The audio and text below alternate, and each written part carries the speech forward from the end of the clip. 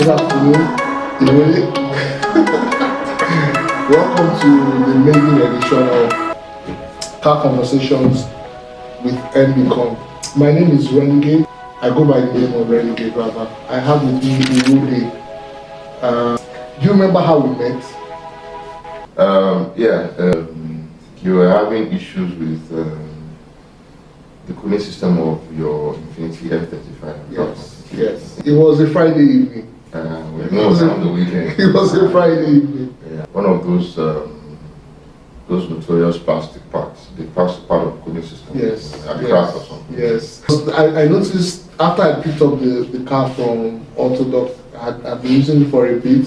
I noticed that I was having hard changes on the transmission from, especially I think it was from gear 2 to 3. So I wanted to check how much fluid I had in the transmission. So while doing it, my fat hand snapped that plastic and it broke. So I was looking for who could help me sort it out, and it's good you remember. A lot has happened since that time. A lot has happened. Yeah. So anyway, this show is an opportunity for us to have a sit down and talk about cars, the Nigerian car culture, how it affects the common man, what we can do.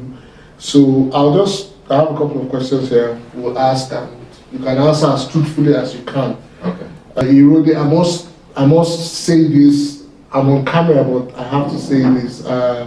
He's probably one of the most seasoned technical guys out there. In the abroad, they use a lot of terms, such like service bulletin.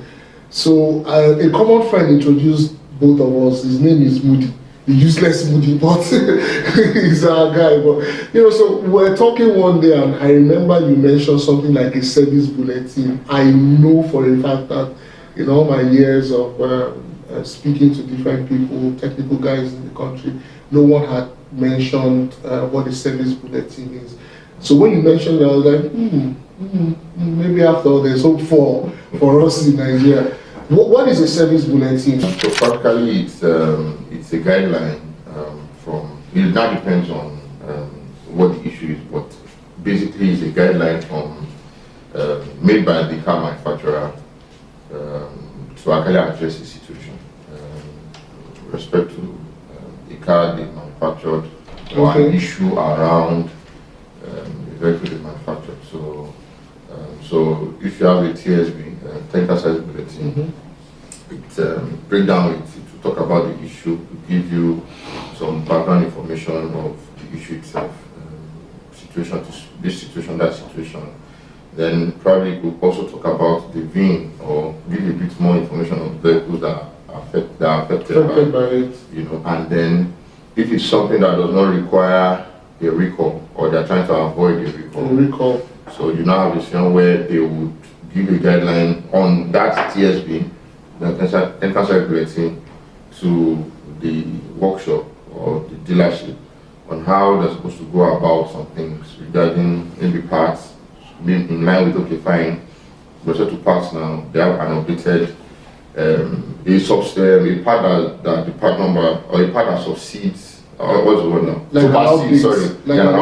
Supersedes the old one, which in quotes will correct that issue. That anomaly. Exactly. So and then, but also they will make mention of some symptoms to saying, if you are not experiencing this and this and this, then this won't be for you. Things like that. So that's just it in general. Okay, so you run a shop. You run a repair shop. As a general term, what are the major issues every car shop like yours who try to do things the way it should be done? What are the major issues you experience, you suffer from? Okay, so first of all, most important thing is the hands. Okay. The hands, unfortunately, in the world that we live in today, people don't let me say people don't want, but the zeal is not there. A lot of people a lot of people see the cars, oh, they see a Rolls Royce, they see a Benz, they see a BMW, they see an Aston Martin, and oh, they like the way it looks and stuff. But when it comes to the time where you're supposed to do the bootstrapping and stuff, getting down to fix it when it goes bad. So then there's an issue. So and this line of work takes a lot of effort, because you need to follow a lot of things. There's so many guidelines, there's so many procedures.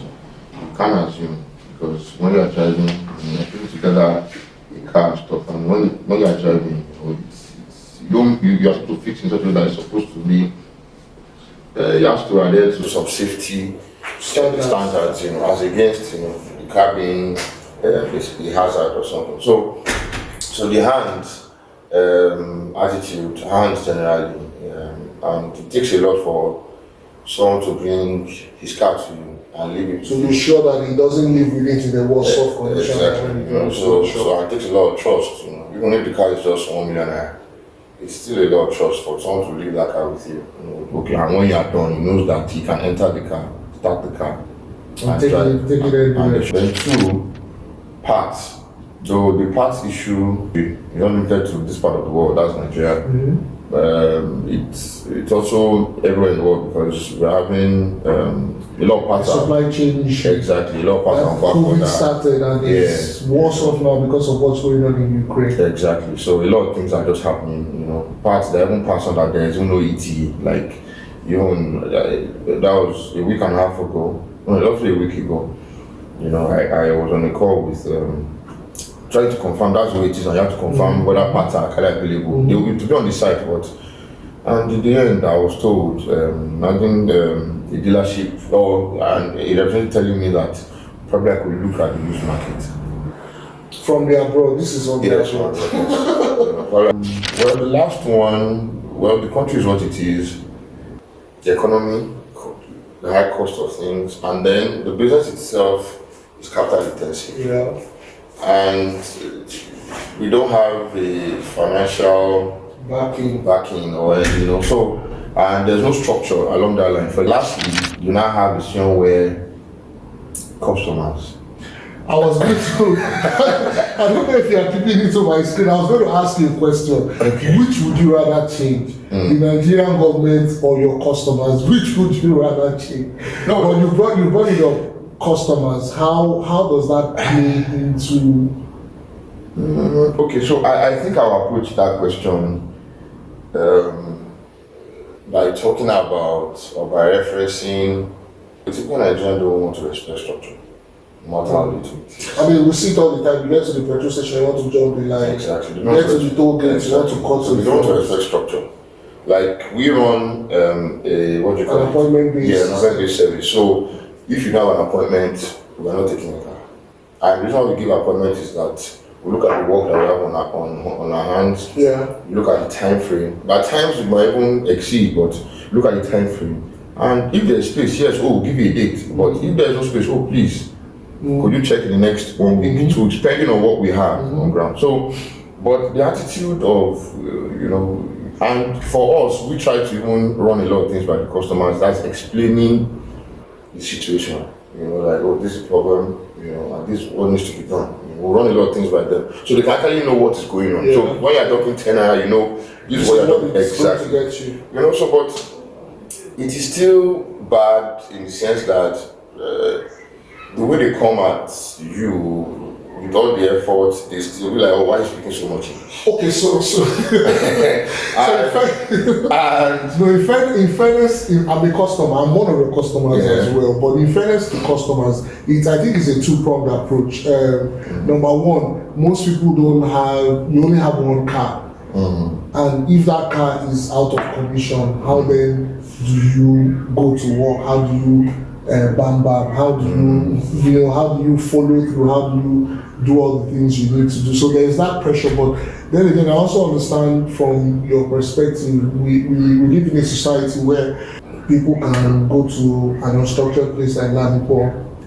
Not taking anything away from those guys, but you go to Ladipo and in 30 minutes they fix your car. We are not entirely sure they've done it the proper way, but they fix your car. So the customer might say to you, for instance, don't be something I go like banana they go do, but you and I know that sometimes there are a little bit more to finding a fault or dealing with the fault or even fixing the item. So it's for me, I think it's an ongoing conversation that the shop owners have to constantly educate customers on how. So thank you for taking out time for us to do this. Lagos is crazy, and it takes a lot to be able to create time for these conversations. But yeah, before we round up, we also want to give a special shout out to Emmanuel School. He's the reason for my sexy look. He always dressed up in his office gear. Special shout out to Emmanuel School, looking especially hot. But I'll drop my number on the screen.